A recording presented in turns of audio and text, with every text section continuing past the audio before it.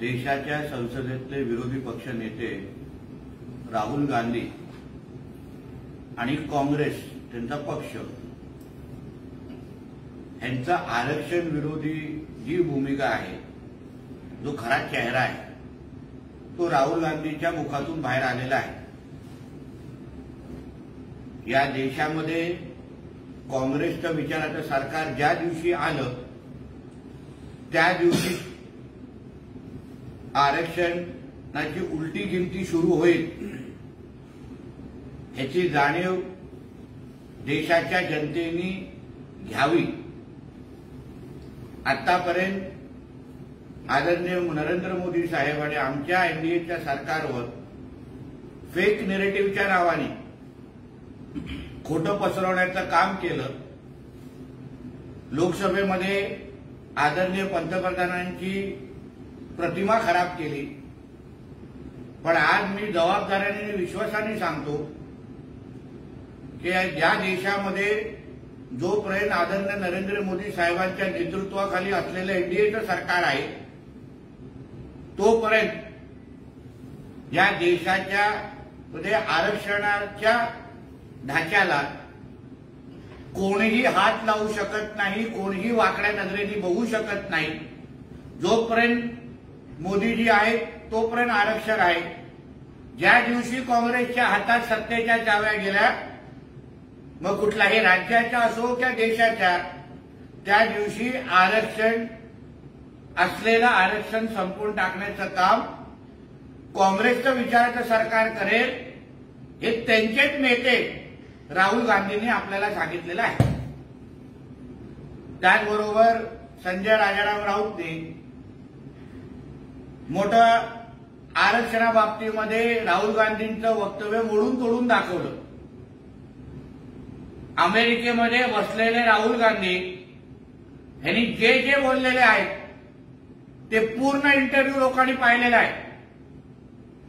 म्हणून उगाच जिथून आता ह्याला पॅकेट येतं तिथून आपल्या नवीन बापाला संरक्षण देण्यापेक्षा ह्यांनी स्वीकारावं की काँग्रेस आणि महाविकास आघाडी हे सत्तेमध्ये आल्या आल्या आरक्षण संपवून टाकणार आणि हे सत्य आता कोणीही पुसू शकत नाही। बोला। संजय राऊत असाही आरोप करतात की धारावी प्रकल्पाच्या नावाखाली मुंबईतील जमिनी ज्या आहेत त्या अदानीला देण्याचा डाव आहे। धारावी प्रकल्प हे ठाकरे कुटुंबीय आणि मातोश्रीसाठी आता वसुलीचं केंद्र झालेलं आहे। त्यांना धारावीकरांशी काही लेणं देणं नाही। आपल्या घरापर्यंत कंटेनर कसे पोचतात, त्यासाठी ब्लॅकमेलिंग कशी करायची, लोकांना वेटीस कसं धरायचं, मुंबईच्या विकासाच्या विरोधात कसं वागायचं, हा एक कलमी कार्यक्रम ठाकरे आणि त्यांच्या पूर्ण वसुली गँगचा दिसतोय आणि त्याप्रमाणे आलेले हे स्टेटमेंट आहे। त्यांना धारावीकरांशी काही लेणं देणं नाही। धारावीकरांचा आज विकास होणार आहे, मोठ्या प्रमाणामध्ये प्रकल्प तिथे उभा राहणार आहे आणि धारावीकरांच्या मनाविरुद्ध काहीच होत नसल्यामुळे कुठलीही भीतीचा विषय राहत नाही। फक्त ह्याला कंटेनर कसे आपल्या घरापर्यंत मातोश्रीपर्यंत पोहोचतील हा ह्यांचा एवढाच प्रयत्न आहे। महाराष्ट्रात वातावरण खराब करायचे, दंगली घडवायच्या असे भाजपचे धोरण आहे।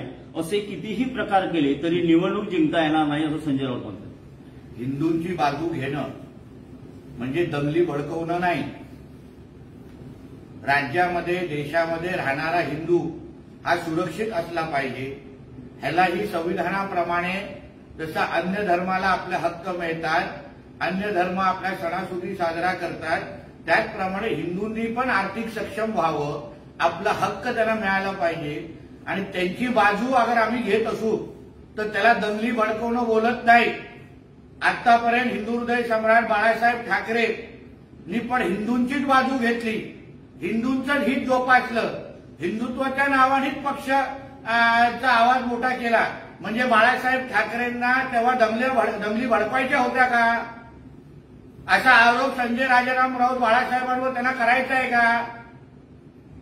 आणि ह्यालाच लाईन धरून मी तुम्हाला स्पष्ट सांगतो की कालपासून ज्या काही विषय उल्व्याच्या माझ्या दौऱ्यासंदर्भात दाखवले जात आहेत। राष्ट्रप्रेमी आणि राष्ट्रभक्त मुसलमानांच्या विरोधात आम्ही नाही। माझ्या भाषणामध्ये मी जिहादी आणि बांगलादेशी ह्यांच्याबरोबर कोणीही व्यवहार करू नये, कारण का व्यवहार केलेला पैसा ते देश विरोधात, धर्म विरोधात, लव्ह जिहाद, लँड जिहाद मध्ये वापरतात, असं माझा स्पष्ट त्यांच्यावर आरोप आहे। म्हणून जो कोण राष्ट्रभक्त मुसलमान आहे, ज्याला राष्ट्र प्रथम म्हणून तो त्याला समजतो, वंदे मातरम मुखातून बोलतो, तो आमचा हक्काचा नागरिक आहे, आमच्या हक्काचा भारतीय आहे। आमच्याही भारतीय जनता पक्षामध्ये असंख्य राष्ट्रभक्त मुसलमान आहेत आणि त्यांना आम्ही त्यांच्या बरोबर आम्ही सगळेजण आहोत। म्हणून उगाच जिहाद्यांना बोलल्यानंतर, बांगलादेशींना बोलल्यानंतर ज्यांना मिरच्या ढोमल्या तेच अशा पद्धतीच्या खोटं माहिती पसरवत आहे। चंद्रचूड जोपर्यंत त्या पदावर आहे तोपर्यंत आम्हाला न्याय मिळेल असं वाटत नाही, असं एक मोठं विधान संजय राऊत यांनी। संजय राजाराम राऊत झालाय गजनी।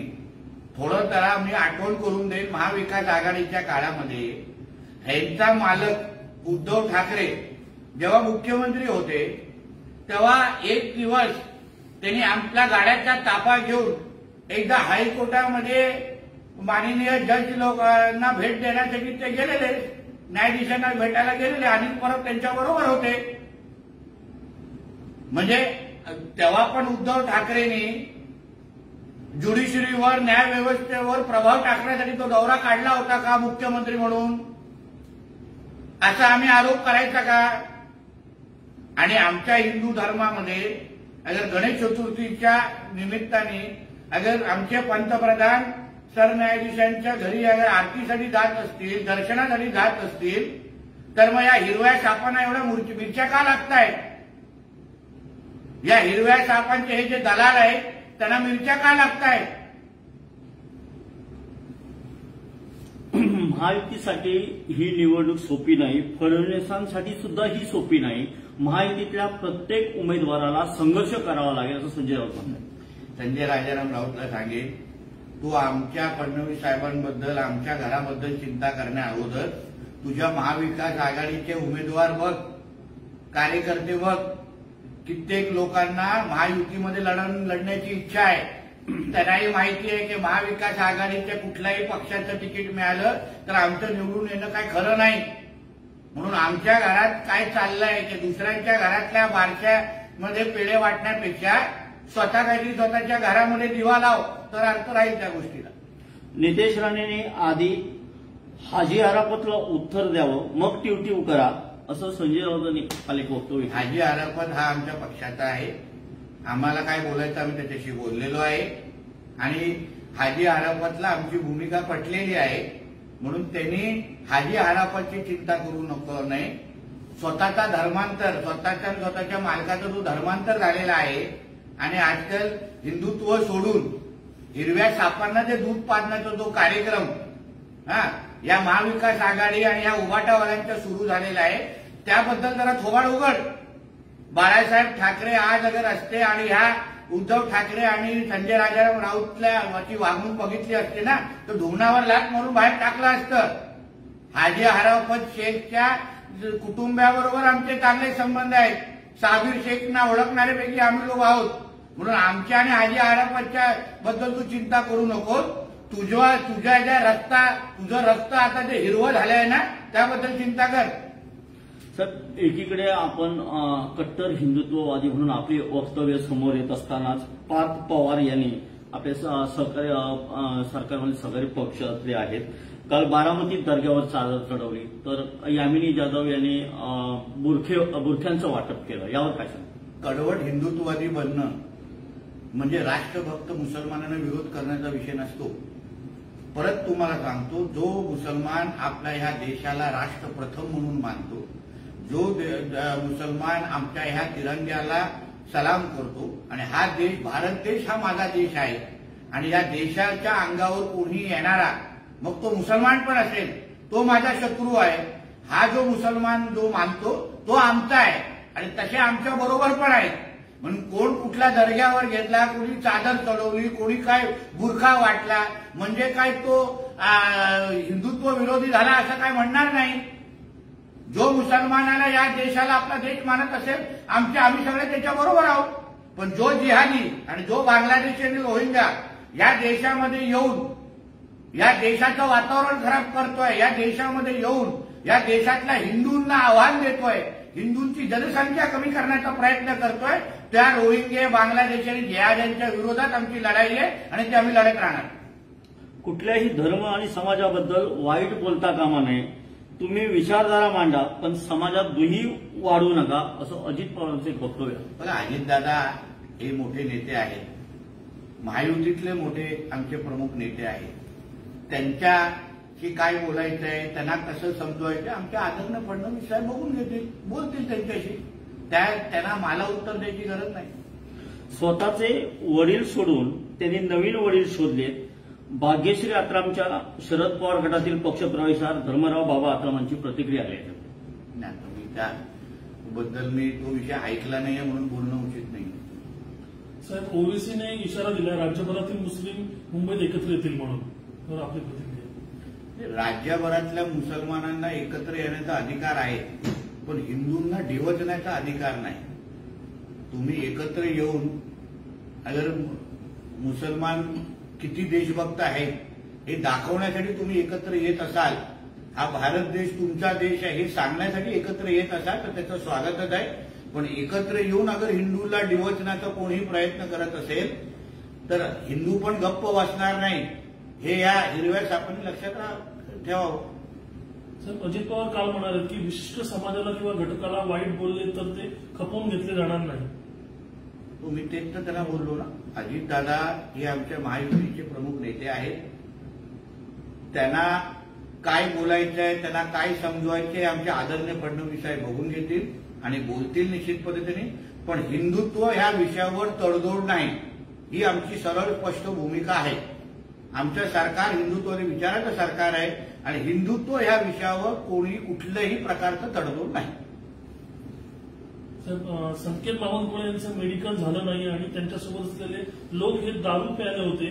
पुण्यामध्ये ज्या प्रकारे हिट अँड रन केसमध्ये आरोपीला वाचायचा प्रयत्न चालू आहे असं नागपूरमध्ये होतं आहे का, असा एक प्रश्न आहे. आता त्याबद्दल एवढ्या गोष्टी बोललेल्या आहेत, पोलीस चौकशी चालू आहे. त्याबद्दल जे बाहेर येईल त्याच्यावर आपण लक्ष ठेवू. पोलीस चौकशीनंतर काय बाहेर येतं.